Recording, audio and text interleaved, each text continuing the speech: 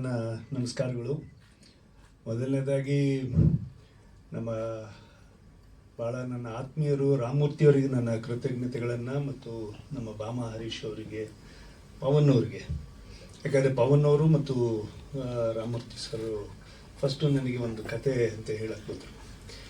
ಏನಪ್ಪ ಇದು, ನಮ್ಮನ್ನು ಯಾರು ಎಲ್ಲ ಚಿತ್ರರಂಗ ಬಿಟ್ಬಿಟ್ಟು ಇಷ್ಟು ವರ್ಷ ದೂರಗಳಿದ್ದೀವಿ, ಇವಾಗ ನಮ್ಮನ್ನು ಇಟ್ಕೊಂಡು ಪಿಕ್ಚರ್ ಮಾಡೋಕ್ಕೆ ನಮ್ಮ ಮೇಲೆ ಹಣನ ಇನ್ವೆಸ್ಟ್ಮೆಂಟ್ ಮಾಡೋಕ್ಕೆ ಬಂದ್ಯಾರಂದ್ರೆ ಇವ್ರಿಗೆ ಏನು ಅಂತೇಳಿ ಮೊದಲನೇದಾಗಿ ಅನಿಸಿದ್ದು ನನಗೆ.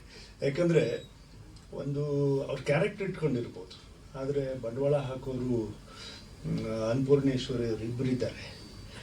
ಅವರಿಬ್ಬರಿಗೂ ಮನೆ ಗಟ್ಟಿತನ ಬೇಕಲ್ವಾ.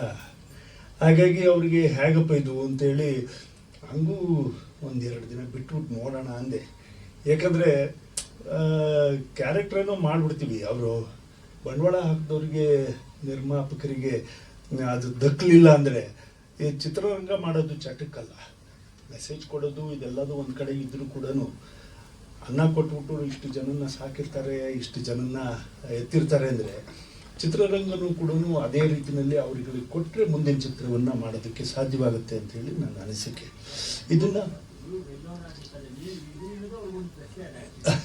ಅದು ಸಂತೋಷ ಆಯಿತು ನನಗೂ ಕೂಡ ಈ ಥರದ್ದೊಂದು ಅವಕಾಶ ಮಾಡಿಕೊಟ್ರಲ್ಲ ಅಂತ ನನ್ನ ಕೃತಜ್ಞತೆಗಳು ಮತ್ತು ಅಭಿನಂದನೆಗಳು ನಮ್ಮ ನಿರ್ಮಾಪಕರಿಗೆ ಮತ್ತು ನಿರ್ದೇಶಕರಿಗೆ.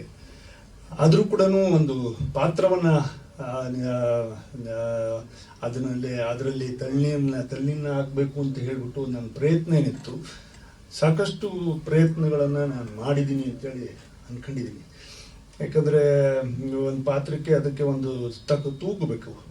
ಅದು ರಾಮಮೂರ್ತಿಯವರು, ನಾನು ನಮ್ಮ ದೊರೆ ಭಗವಾನ್ ಅವರು ಆವಾಗ ಡೈರೆಕ್ಷನ್, ನಾನು ಫಸ್ಟ್ ಚಿತ್ರದ ನಿರ್ದೇಶಕರು ಅವರಿಬ್ಬರು. ಅದರಲ್ಲಿ ಅವರು ಅಸೋಸಿಯೇಟ್ ಡೈರೆಕ್ಟರ್ ಆಗಿದ್ದರು ನನ್ನ ಮೊದಲನೇ ಚಿತ್ರ. ಆವಾಗಿಂದ ಅವರ ಸಂಪರ್ಕ. ಆದರೂ ಕೂಡ ಒಂದು ಚಿತ್ರ ಮಾಡಬೇಕಾದ್ರೆ ಒಂದು ಕ್ಲೋಸಪ್ ಇಟ್ಟರು ಕೂಡ ಇವಾಗ ಹೆದರಿಕೆ ಆಗುತ್ತೆ.